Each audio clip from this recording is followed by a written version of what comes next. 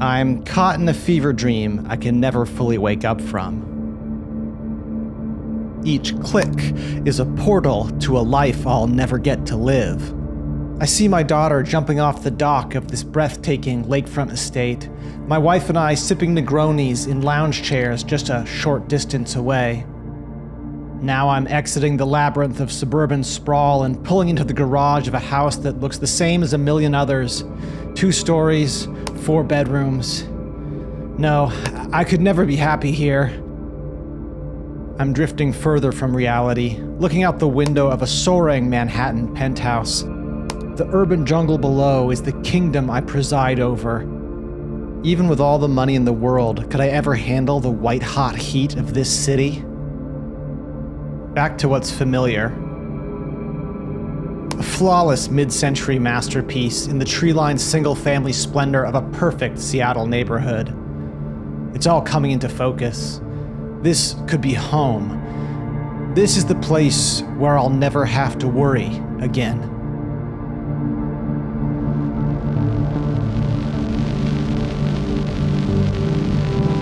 President Trump could declare a national emergency to tackle sky-high home prices. Give it another 20 years and literally no young person will be able to afford to purchase a home, period. Did you know that more than half of millennials and Gen Zers believe they need to win the lottery to afford a home today? 82% of recent home buyers said they regret their purchase. You can get a job, own a home, raise a family. But that was then. When we can no longer afford to live in the places we want to live, when we can no longer afford the futures we imagine for ourselves, all we are left with is the simulation. Is anyone actually buying these houses? Why are there so many of these shows? Why are there so many of these videos?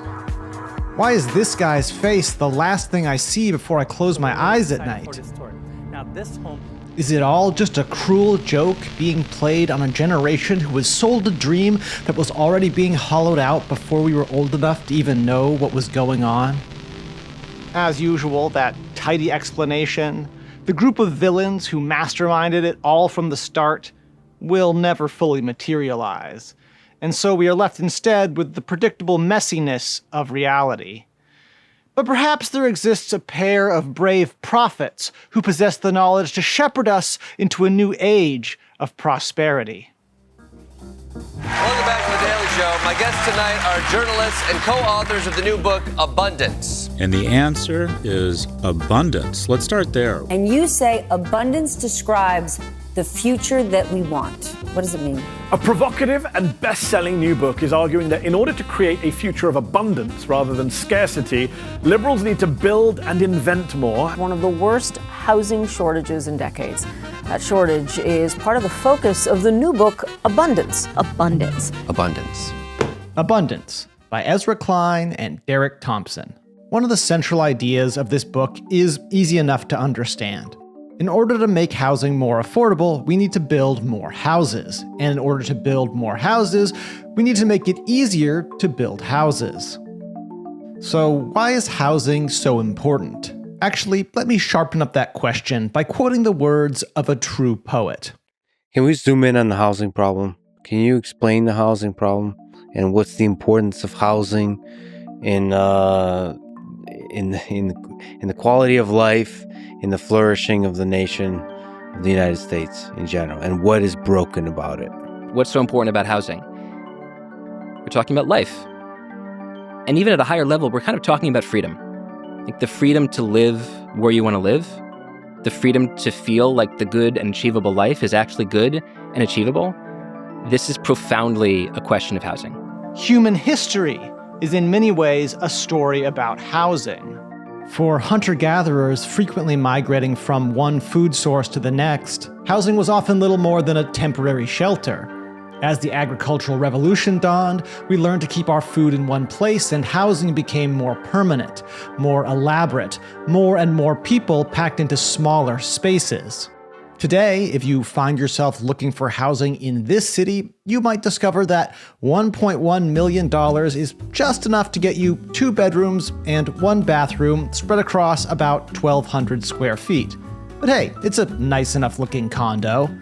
But if it turns out that you can't quite afford that, but you want to work in San Francisco, you might find that you need to live quite far from the city and commute a very long way every day. Or maybe you'll decide it's simply not realistic for you to live in California anymore. The authors of Abundance believe this is a problem.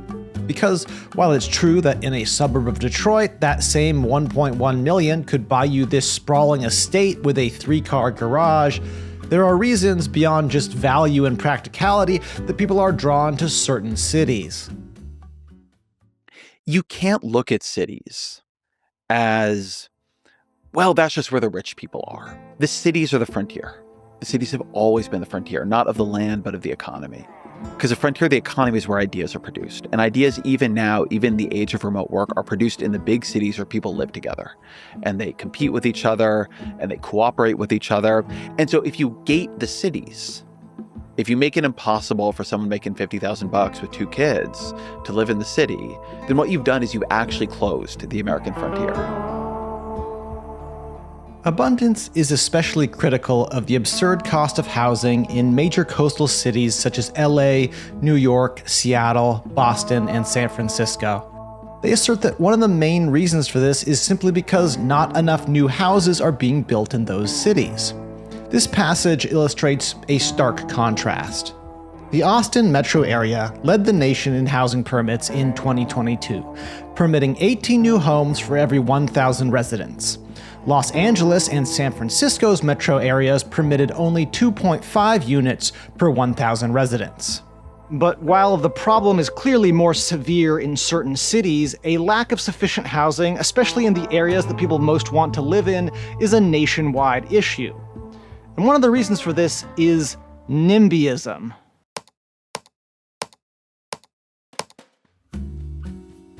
Consider this neighborhood situated in a highly desirable part of Seattle.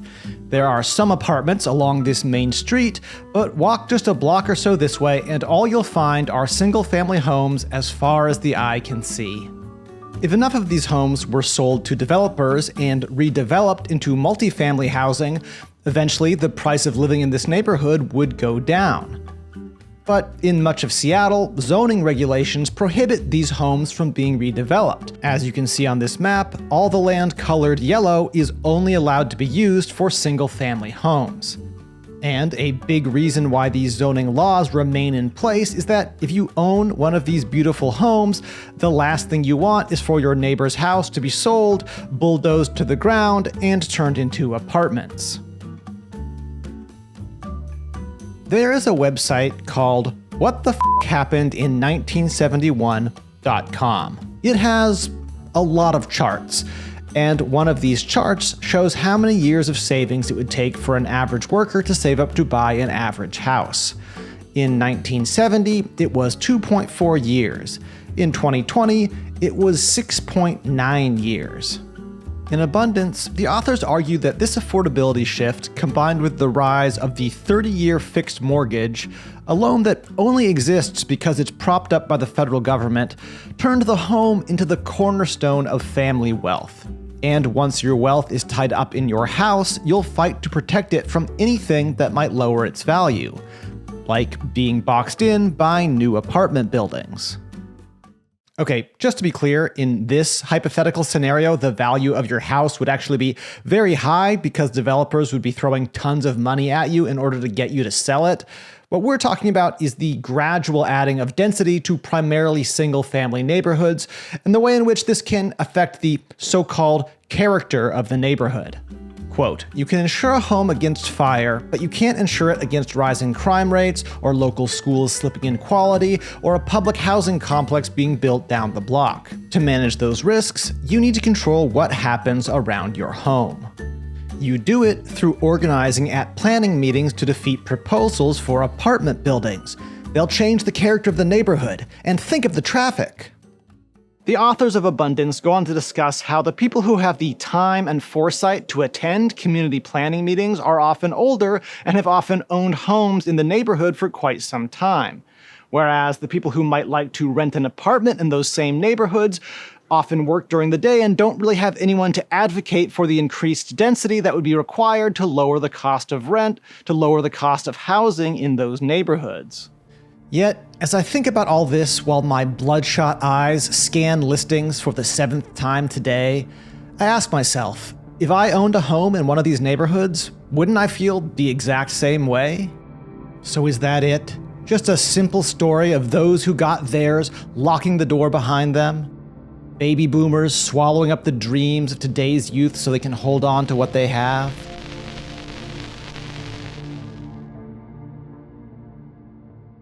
There is a growing movement of people who call themselves YIMBYs, which stands for Yes in My Backyard, whose goal is to advocate for more density, who are working to change zoning laws to allow for more multifamily units, and working to roll back burdensome regulations that make new construction time-consuming and costly. Many of these YIMBYs have joined the emerging abundance movement, which has sparked excitement and also controversy. I think this movement is on the right track, and I hope that it succeeds. But there is a long road ahead before we can hope to see any tangible reduction in the cost of housing across major cities. In the meantime, many of us must continue to confront the tension between dreams and reality.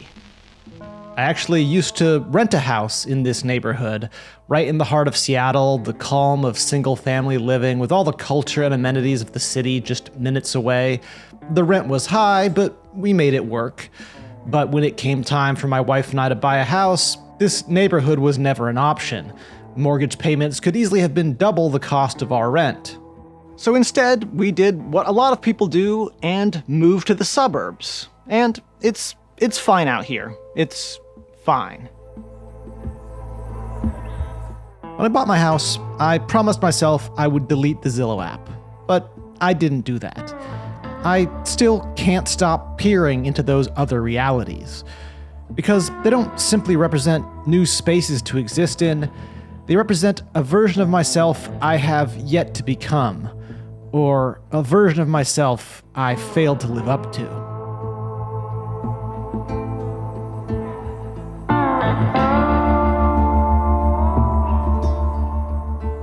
You start out with just a little, or just enough. You get through school, you find your career, find the love of your life. Eventually, it's time to leave the city. Get to where there's more space, the lawn, the 2-car garage, 2 kids. From the outside looking in, maybe it's all you've ever wanted. From the inside looking out, maybe it's never enough. Whether it ever existed at all, and across the many different interpretations of this amorphous concept, the consensus seems to be that the American dream is at present, if not fully dead, clearly on life support. But it wasn't always like this. In 1944, the passage of the GI Bill provided low-interest home loans for veterans as well as tuition support and unemployment benefits, which allowed millions of returning soldiers to establish financial stability and fueled a massive expansion of the middle class. As home ownership rates soared, more and more suburbs snaked their way across the American landscape. For many families, this was a time when upward mobility felt not just possible, but expected. Median incomes were rising and wages and productivity grew in lockstep. A single income could buy a home, support a family, even pay for college. There's a reason why the term American Dream so often conjures imagery of the 1950s. But as much as there's truth to the mythos, there were always cracks in the facade. Black Americans were afforded only a fraction of the opportunities that white Americans enjoyed during the boom of post-war prosperity. While suburbs flourished, inner cities were increasingly abandoned and left to decay, sometimes literally carved apart by new highways that promised an escape to greener pastures for anyone who could afford to leave.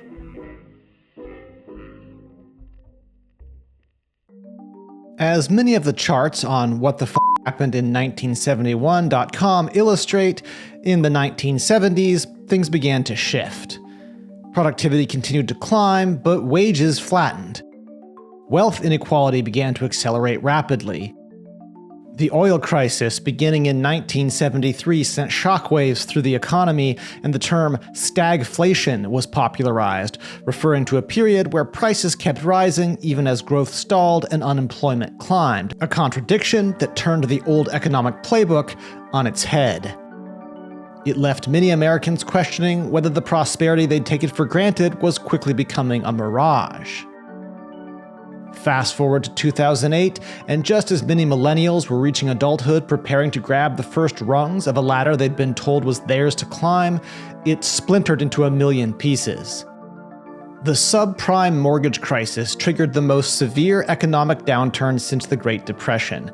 Risky lending practices bundled into complex financial products collapsed under their own weight when homeowners began defaulting on loans. Housing prices fell nationwide, millions of families lost their homes, and unemployment spiked as businesses shed jobs. Millennials hoping to enter the workforce were faced with hiring freezes, stagnant wages, and a labor market flooded with more experienced workers. Instead of starting careers, buying homes, or building savings, many were forced to move back in with parents or take on low-paying, unstable work. In the years that followed, student debt ballooned, wages remained largely stagnant, and rents outpaced income in nearly every major city. The rise of the gig economy offered flexibility, but little security, replacing stable careers with short-term contracts and side hustles. That shining promise of home ownership, once seen as an inevitable prerequisite for actualizing the dream, slipped further out of reach as prices surged. And then, COVID. The pandemic shut down entire industries overnight. Millions were out of work, and the fragility of the social safety net was laid bare. Stimulus checks and temporary relief programs provided a lifeline, but they also underscored the reality that for many, survival was only possible with extraordinary government intervention. Soon after the initial crash, asset prices soared. Housing markets rebounded and then skyrocketed, putting ownership even further out of reach for those still renting. The stock market surged to record highs, rewarding those who already had wealth to invest. The rich got richer, while younger workers scrambled to cover rent, groceries, and medical bills, watching as the escalator upwards slowed to a crawl, eventually becoming stairs that seemed to stretch off into insurmountable infinity.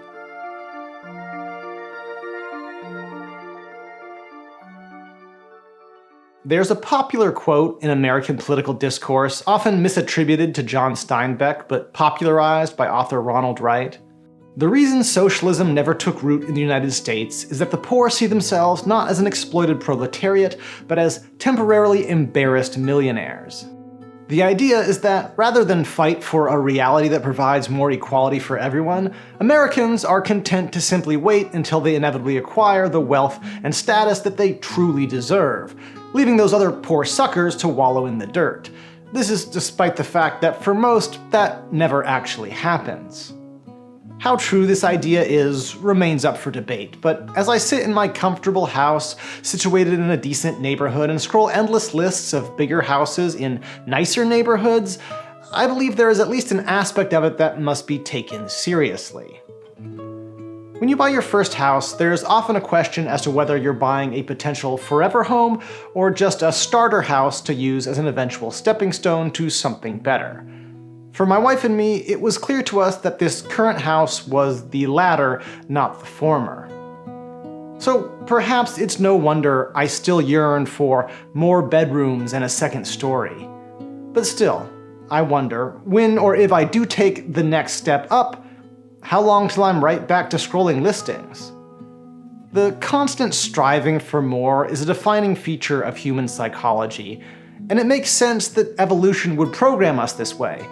In the wild, contentment and complacency could quickly spell death. But in the modern world, where our basic needs are met with minimal struggle, we turn constantly back to the simulation to feed our need for greener grass, novelty, and chaos.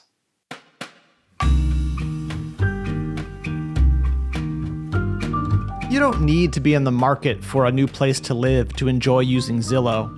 Zillow is simply a way to help you better understand your environment. What lies beyond the doors of that house down the street? What lies beyond the doors of that mansion across the water? What would it be like to live anywhere else across this vast frontier? Perhaps you'd like to look up the childhood house your parents no longer own, see if there are new photos available, see what types of remodels subsequent owners may have embarked on. In this way, Zillow is no different than any other app we kill time amusing ourselves with. It's just Instagram with a lot less people and a lot more architecture. But it does still serve its specific purpose. When we were shopping for homes, our realtor told us we'd probably find the listings we were interested in faster than she would. Because when you know the area you want to live in and check the map many, many times a day, it's unlikely anything will slip by your attention. More broadly, this has reshaped the rhythm of the entire housing market. Buyers no longer wait passively for an agent's call, they build their own feeds and scour the map like so many hungry house hunters. In hot markets, as soon as a single listing goes live, a frenzy can break out instantly, and bidding wars can start as soon as the first offers are reviewed. And even if you already own a home and have no interest in browsing listings, Zillow can still draw you in. A Business Insider article discusses our obsession with the Zestimate, Zillow's built-in prediction of how much your home is worth. The article is quick to point out that experts consider this estimate to be a starting point at best and dangerously misguided at worst. Zillow itself lost hundreds of millions of dollars during the pandemic when it relied on its algorithm to buy homes at what turned out to be inflated prices, part of an ill-fated attempt to flip homes at scale. The article goes on to explain that while the Zestimate can be accurate in certain circumstances, it's best not to put too much faith in it. And it turns out a lot of people have been putting a lot of faith in it. People often have a problem with obsessing over numbers. People compulsively check their home's Zestimate in the same way they compulsively check their crypto portfolios, but at least your crypto portfolio represents a real amount of US dollars you could liquidate your holdings into at the click of a button. A real estate agent quoted in the article says that she's lost clients over a pricing disagreement involving the Zestimate. I hate when they tell me, well, this is what Zillow tells me my home is worth, because it's very rarely accurate. So whether you're obsessed with the potential windfall that Zestimates tease you with, or simply engaging in the voyeurism of peeking behind doors that are normally shut to you, there are lots of reasons you might be addicted to Zillow. Just like there are lots of reasons you might be addicted to house hunters or any of the other endless pieces of real estate content that flood the streaming platforms. And if you've spent countless nights peacefully dozing off to the sound of Ines Yilmazer's voice telling you all about properties valued in the tens of millions, you're not alone. But our collective obsession with real estate is clearly about more than just entertainment. Private property is the foundation of the American project. It grants you a physical stake in the social contract that holds a nation together. Throughout history, property ownership has often been a prerequisite for political participation, a way to restrict voting rights and keep power concentrated among land-owning elites while disenfranchising those without. Fortunately, that's no longer true, and today some argue that renting is actually the smarter choice. Owning a home means taking on the risk of unexpected costs and wading through the logistics of selling it when it's time for a new space. With a rental, the owner pays for maintenance, and moving on is as simple as finishing your lease and giving notice. Still, anyone who's ever dealt with the horrors of a terrible landlord understands there's an undeniable freedom that comes from owning your own home, being the master of your own domain, at least to the extent that's ever really possible. But rent or own, we all need a home. Without the walls that partition us off, living in cities like these would be impossible. To thrive, humans require privacy. Of course, the shape that these private spaces take will vary drastically. We know we can't all live in the soaring penthouse above the Manhattan skyline or the sprawling villa on the shores of Lake Washington. Some dreams will always just be dreams. But the American dream simply asks that we all get a decent shot at a decent life. Opportunity, whether real or imagined, is the currency of our nation. The introduction to Abundance paints a vision of the future that goes far beyond affordable housing.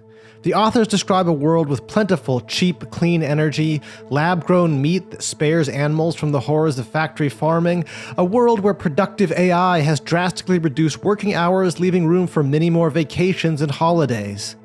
It is decidedly utopian, but Abundance argues that it is within reach if only we have the courage to build it and the courage to remove the obstacles that stop it from being built. As far as housing, potential solutions are not too far-fetched. Zoning reforms can allow for greater density, and people will simply be forced to accept that the character of their single-family neighborhoods may need to change a little to make room for everyone. Certain regulations, which no longer serve the purpose they were intended for and instead often do little more than impede new construction, will need to be repealed or rethought.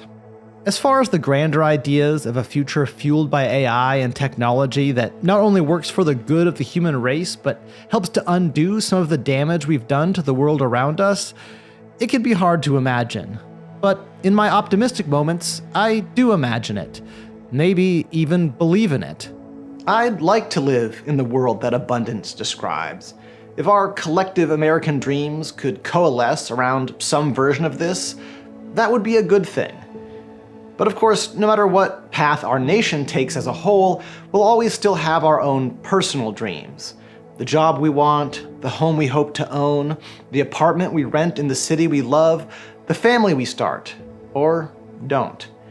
There will always be some dreams that can never come true. Some doors we can never really see behind. And that's okay. Maybe you'll never stop looking at Zillow, even after you buy the perfect house in the perfect neighborhood. But that's not so bad, is it? After all, it's just a little distraction.